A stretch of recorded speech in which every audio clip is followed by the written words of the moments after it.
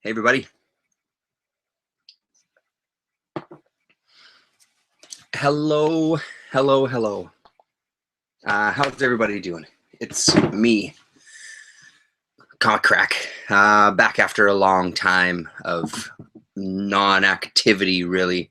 Not here, nor on Twitter. I don't watch a lot of videos. I just haven't really had time. So yeah, kind of 2 months into the new job, and it's going really well. I'm really liking it. It is a little busy, but that's because we've had a few shows going at once. So I've been kind of trying to divide my time between every single show and making sure that I pay lots of visits. And I mean, I'm still getting the handle on the job too, as far as what my responsibilities are. As you saw, the last video was me in Vancouver. I was there for my first ever business trip. Hey, Res Reads, how the hell are you? So there's my first ever business trip. So it's just been a lot of that, which is why I haven't been around. I am checking in every once in a while on Twitter and things, but I'm not keeping up as much as I once was. It's just been those kind of months. Like I said, I'm 2 months into my 6-month probation. Now there's 2 movies shooting, and I'm hoping that it starts to ease up a little bit now that I'm into a little bit of a rhythm as far as paying visits and dealing with issues. Kind of put in a half-day work today. And the other half of the day was spent, I got a text from Garrett, Comic Guy Rules, or a message on Twitter from Comic Guy Rules. And he was telling me about the local comic shop that he goes to for his weekly books. They had some undergrounds, and I went right there. Sorry, there's stuff bouncing at the bottom of the screen here. There we go. I think that's sorted it. So I dropped down there, and then I went to the flea market by my house. They're open on the holidays, just noon today is what it said. I managed to find a few great things there. I guess first thing, though, I had ordered quite a while ago now, like months ago, I'd ordered Future Shock, the story of 2000 AD documentary that came out in, how many years ago now? Was it 2 years ago? Didn't bring my glasses down. It's not really saying here. I'm sure it says somewhere, and I just can't see it. There we go, 2015.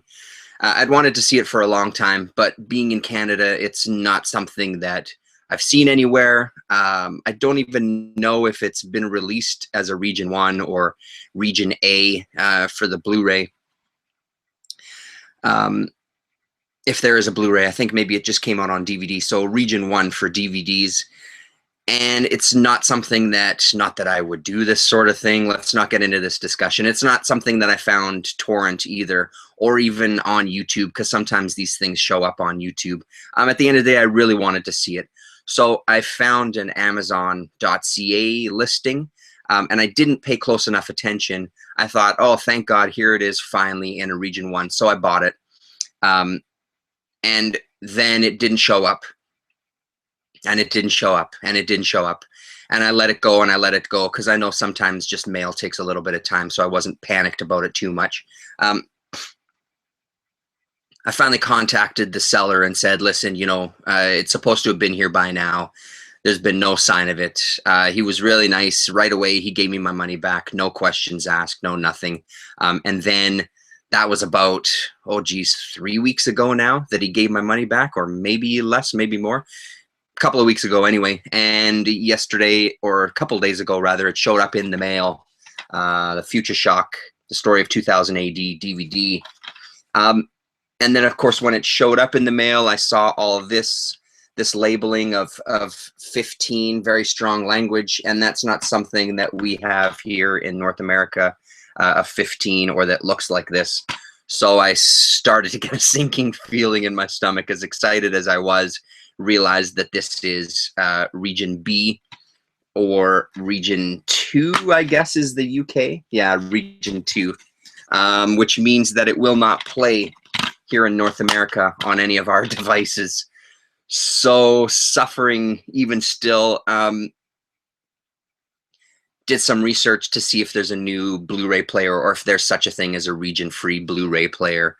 We need to upgrade our Blu-ray player anyway. There's Blu-ray players now that are like $80. They've come down so much in price. I thought maybe that technology would have existed, explored that avenue, had a little bit of issues with that, and then said, screw it, I'm going to see if there's any way that I can crack one of my Blu-ray players. I know that there's ways to make some machines all region free. Of course, the one that we have, Sony, is apparently the most impossible to break, to make it region free. I have this really old LG DVD player, this portable DVD player, and apparently that was super easy. Did what I needed to do, downloaded the stuff, put the disc in, changed it to region free, and lo and behold, it worked. So I hooked up the portable to the TV last night. Boy, is this a long story. Hooked it up to the TV last night and sat and watched it. And honestly, it's so good. It was such a great documentary.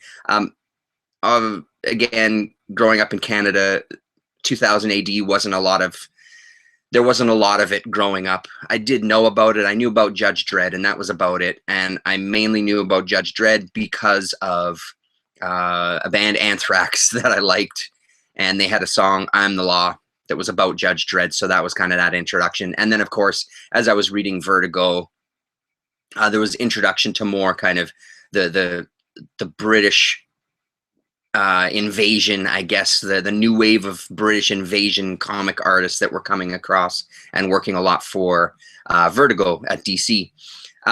And that's also covered in here, which is great. So it's a great look at a company, especially, like I said, a company that I don't really know anything about, starting from their roots of like being kind of punk rockers and wanting to fight the establishment and that sort of thing, and that era that they started and what they wanted to talk about in their books and how they just kind of took the world by storm, and really, really insightful. And even so far as they talk about the era that people think, like the 90s, they talk about how it was shit in the 90s, how the stuff they were putting out was shit, and the person that they had in charge was kind of a dick, and he had this, and then they talk to the guy who everybody is bad-mouthing, and he fully commits to, hey, listen, I made some horrible mistakes.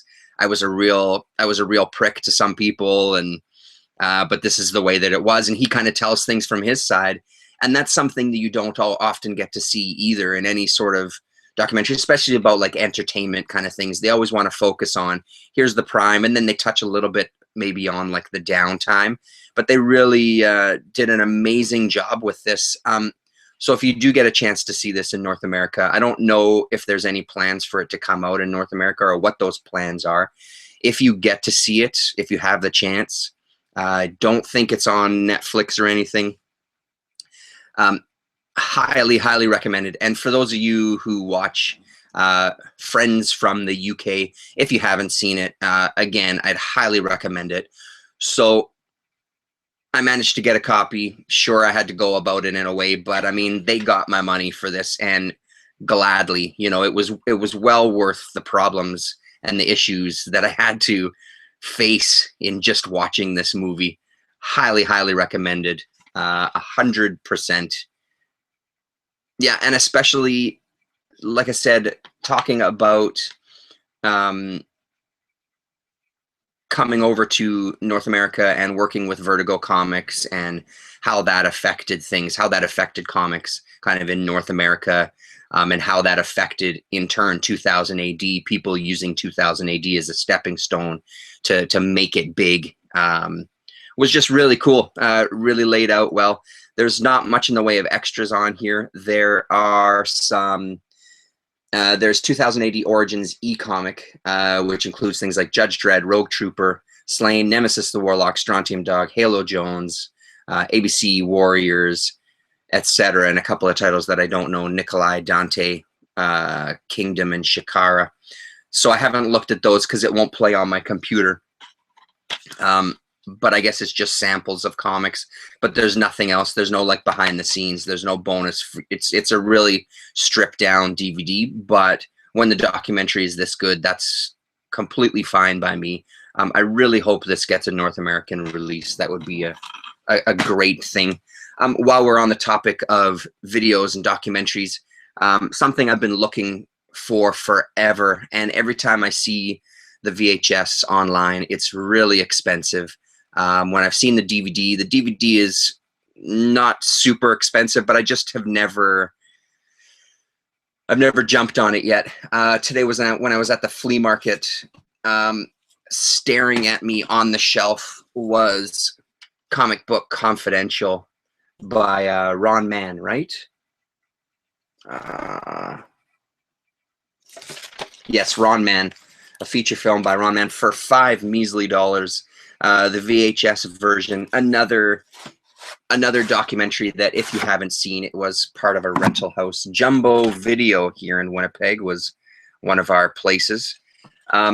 If you haven't seen Comic Book Confidential, it's really great. Ron Mann is a Canadian documentary filmmaker. He's done a bunch of stuff. I think he did a jazz one. I think he did he do Grass with Woody Harrelson?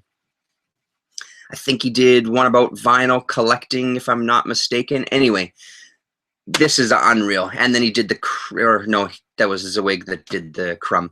A really, really great look at comic books, starting with kind of the creation of Superman and Batman and Wonder Woman, going through underground comics and talking to some underground artists, going to alternative comics like, Burns, who's on the front here. So people like Lynda Barry, Charles Burns, Sue Cole, Robert Crumb, Will Eisner, Al Feldstein, Sherry Flanagan, William Gaines, Bill Griffith, Jaime Hernandez, Jack Kirby, Harvey Kurtzman, Stan Lee, Frank Miller, etc., etc., etc. Just a hell of a lot of people. And it's an absolute classic of a documentary. I'm so glad to have this. I've seen it a number of times. It used to play on TV quite a bit. I'd recorded it off a TV at one point, but I think those VHS tapes, or that VHS tape, is long gone. Hey, 64-page special. Love watching that movie on City TV. Yeah, 100%. And that was the thing. Some of this stuff played all the time here in Canada, so I saw it so many times. But now to have a copy, I've wanted to see it again for quite a while. So that's going to be my viewing tonight. I've got the VCR hooked up to the TV already. So I'm really looking forward to checking this out again. And like I said, for $5, really great price. Please Be Kind, Rewind. So that was a real nice score. Also at the flea market today, Kitchen Sink has a series of cards, 36 cards. 1, 2, 3, 4, 5, 6, 7. One of the vendors had boxes of various cards, trading cards, mostly sports cards, hockey cards, baseball, but they had some comic book stuff, and I managed to find 7 of the Kitchen Sink cards for $1 is what he gave them to me for. So you get the front image, and then you get a little bit of the description on the back. I've seen this set on eBay as well a number of times for pretty cheap. I just haven't, I just didn't bite the bullet on it yet, or I just didn't take the plunge. Denizens of Deep City. And then a little Dennis Kitchen piece of art there. So these are really cool. I'll get the set at some point. They're a little bit bigger than regular playing cards. I don't have, or trading cards. I don't have an example within reach, and I don't want to just dig on the shelf there. A little bit bigger though. But really cool, a really nice looking set. And these are in half decent shape considering they were just sitting scattered in a box. Nard and Pat. And then Mr. Harvey Kurtzman. So there we go. That was a nice little find as well. Good old flea market. Other things I found at the flea market.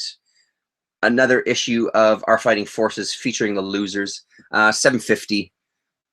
not a horrible price, not the best price. Probably one of the more expensive issues I've picked up now. This is number 170. There you go. Getting a good dent in on these. And then I couldn't resist. I already have a copy. The copy that I have has a hole punched through it. It was on my list last year for the top 10, one of the top 10 books that I wanted to pick up. I ended up ordering a copy on eBay. A guy that I've talked to and bought from before, he was set up beside us at the last mini convention as well. He's got a booth at Thirsty's Flea Market. And lo and behold, what does he have? He's got a copy of X, the Man with X-Ray Eyes, for a measly $10. And considering what I have seen this book go for online, $10 is a great price considering the condition that this is in. It's got a little crease in the corner, some spine wear and stuff, but still in nice shape. So it's great to have a second copy of this that is kind of complete without a hole punched in it. He was saying that he bought a few collections. He had a huge amount of Gold Key stuff and Dell, and he said he's got more in kind of his warehouse storage space or whatever, that they don't sell. I don't know how it is in the rest of the country or the rest of the world. Here, I see a number of Gold Key and Dell stuff on a regular basis, and it looks like they just don't move. So people are sitting on quite a lot of these books that nobody really buys, which is unfortunate. I mean, I'm sure there's people out there that are hardcore collectors of this, but just not here in town. So that was a great score. And then just kind of from $1 and $2 bins, I have a couple of issues of this, the Vietnam Journal from Apple Comics. So every time I see them, I try to pick them up. I don't come across them too often, but again, I think these were $1 a piece. Hard to resist. So look at the interiors there. And then Vietnam Journal number 3. And I'm pretty sure I don't have these 2 issues. I'm not the best at updating my app on the phone. But even if I do, for $1 a piece, it's not so bad to have duplicates. I can always give them away or put them in a $1 bin of my own at the next show. And then a nice surprise in kind of not in the best shape. But again, they were there, so I bought them. They were cheap. This one was $2. Slow Death number 8. There was only 2 printings of this one. I didn't look too closely at which printing this was, or if I had it already. There's some wear up there. But for $2, I don't mind. Even if I do have doubles, this can get added to the undergrounds that I have to trade with Ferd next time I see him. And then Slow Death number 9. I think there was only 1 printing of this, if I'm not mistaken. So again, this is more just to have to trade. And then another, this was a 50 center. It's in rough shape. Number 176 of Our Fighting Forces, featuring the Losers. And oh man, it's a disaster down here, people. It's a total disaster. Bear with me, sorry. Dealing with limited space here. Let's put those up there. Another 50 center, Defenders number 104. And for, I think it was $3, an issue of Plop that I don't have, number 17, with a Wolverton cover there. He's also got a couple of more at home that he's going to bring in for me. I think number 5 and number 10, I think is what he said. Two more issues that I don't have, that he said he'd sell to me for $3 a pop too. So I'm going to go back in a week or so and pick those up from him. And finally, for $1, he had a copy of XYZ Comics, 75 center. It's got a big chunk out of the book all the way through. but it's one that I don't have. So for $1, it's worth having. Like I said, I'm not as Crumb stuff you find everywhere, and it's not that I'm not a fan of Crumb. I really like Crumb's work. He's just not a guy that he's not a guy that I always buy. You end up seeing a lot of it. Let them slide, thinking that I'm always going to be able to find them anyway because he's such a big name. And a lot of the times when you do find Crumb books, they're usually a little more pricey. So for $1, it was worth it. And then finally from the flea market, Neat Stuff issue number 2. Ended up getting for like $5. It's in perfect shape. It's like brand new. I used to have this. Again, I had some Fantagraphics magazines that I don't know what the hell ever happened to them. Neat Stuff being one of them, and Jim Woodring, his magazine Jim being another one.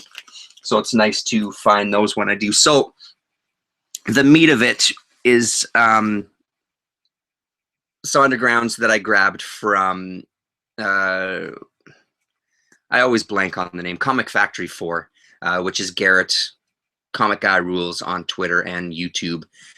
Sent me a message on Twitter just saying, hey, I was just at my comic shop picking up books, and I saw that he had a stack of undergrounds. He sent me a picture. So our office is right around the corner from that store. So I walked over, and he had them waiting for me. As soon as I walked in the door, he turned around and put them on the table. He said, I think these are for you. So I ended up buying most of them. I left some because they were Freak Brothers that I knew that I had, and there was only one printing because it was later, or I think it was only one printing because it was much later issues. And I just, again, it's one of those things. I'm not as crazy about picking up Freak Brothers. So this, now that I brought it home, I'm wondering if I already have a copy of this. It's from Retrofit. This was something he had on the shelf. Babel Wax Bodysuit by Eric Kostiuk Williams, which is really great. The art inside is fantastic as well. That cover reminds me of not Josh Bayer. I can't remember who. But the colors are fantastic. The paper is a little thicker. There's no real glossiness to it. Amazing, amazing work inside. I really, really like it. So I'm looking forward to reading this.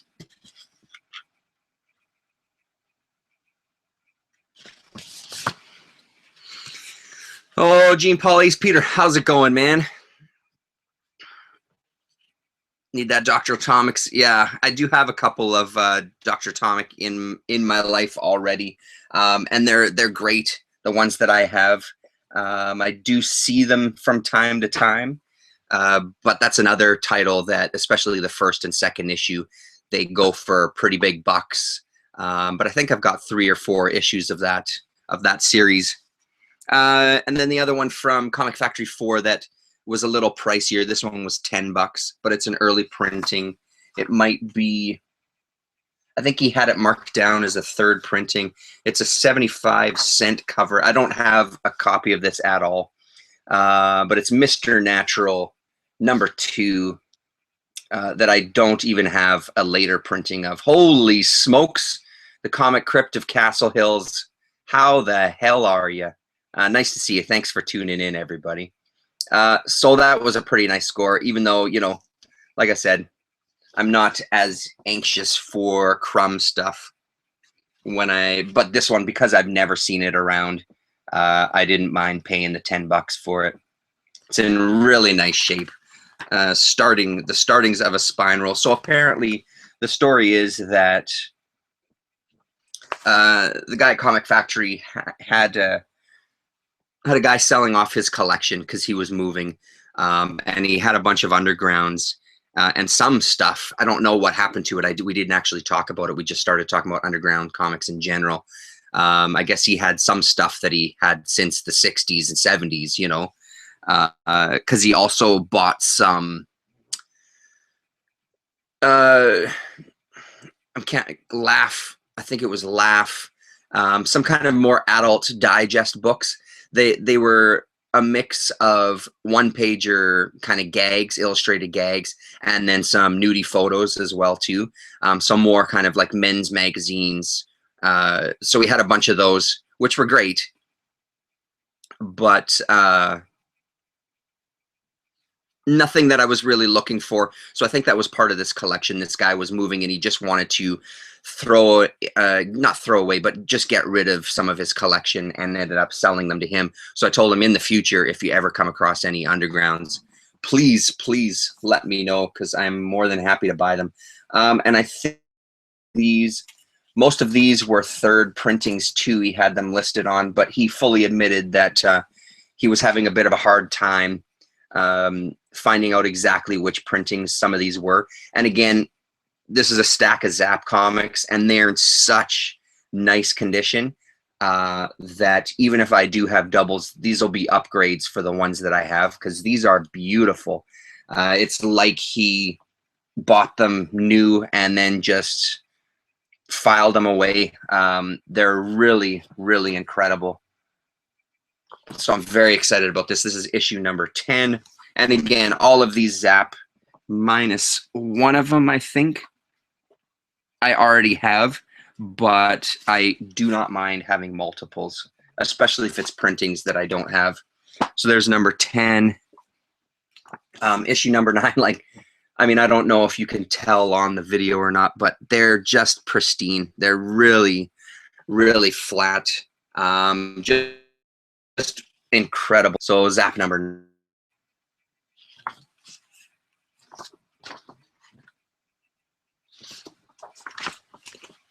And Reza saying, I just showed off my Babel bodysuit and was wondering if you picked it up. Okay, so maybe that's where I saw it. Did I see it on your video then? It could possibly be. And then GPAP says, Zap is great stuff. Shared this link with Cami. She'll be stoked to see you showing this off. Right on. Let's hope she shows up. It's been too long since I've chatted with everybody. This is Zap number 7. It's the front of that. Like, I just can't believe how beautiful these are. Such nice shape. I know for sure that this is an upgrade of the copy that I have, if it's the same printing. Again, I'm kind of hoping that these are printings that I don't have. And then Zap number 5. It's a really great cover. I think that's Robert Williams on the front there. Yes, Robert Williams on the front and the back. There you go. And Zap number 4. So beautiful. Definitely an upgrade from the one that I have as well. There's the back cover of that.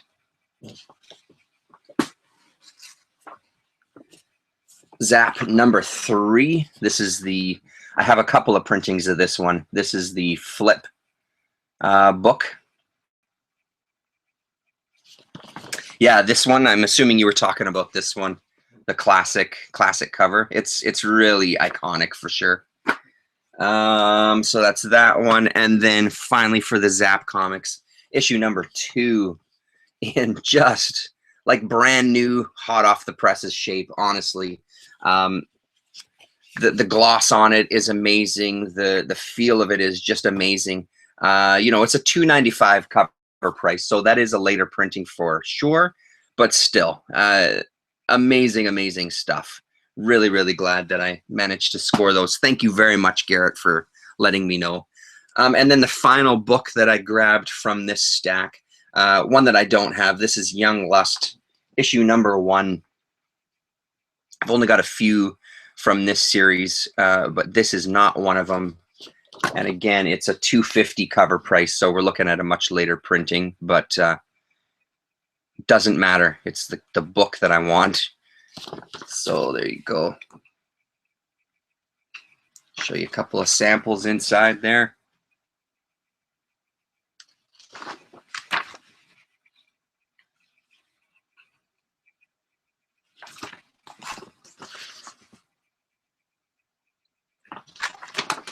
There you go. That's this. There you go.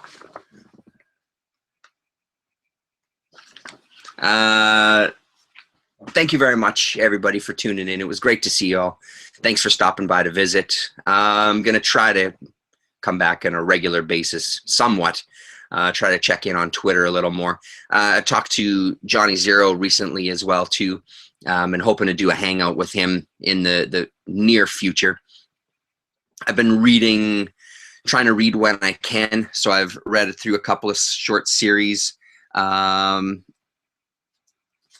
I have been kind of picking this up again. I'd read the first issue, this Frank Thorne series, so I've been diving back into that.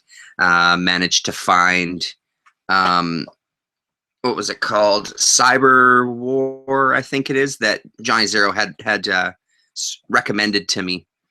So that's been a great series, actually. I think I'm one issue and I'm done that one. But slowly making it through books. So our plan is to just do a hangout and talk about things that we've been reading lately and just catch up, because I haven't talked to the guy for a long time. We talk every once in a while through email, but it's kind of died down a bit since he's had some major changes in his life. But it'll be good to catch up with him, dude. And those of you who know who he is from the comment section and the hangout that we did before are well aware that he's a solid guy. Yes, indeed. Woo, Jay-Z hangout. But for sure, I'll let you know about stuff like that. We're hoping to do it sometime this month. And then Comic Crypto Castle Hills, I didn't watch the video yet. Check out his latest video. It's a tribute to Why Not Art. I did see that in my feed. I just haven't watched it yet. Let me just say, it's so great to have you back. I got the gist of what happened to your channel. I think it's really unfortunate. Somebody flagging it and whatever. And as I said to you in the comments, it's not videos, but you know, maybe you could go into like the PG-13 or pushing those boundaries a little bit, because some of your videos that I really, really liked, because I feel like we have some similar tastes on things like that, as far as like the old sexploitation movies and exploitation movies and stuff. I really loved seeing that side of your collection too. So it's really good to have you back. It's really great to have some like-minded weirdos out there on YouTube. Anyway, thank you very much, everybody, for watching. It was nice to see you all, and we'll talk to you.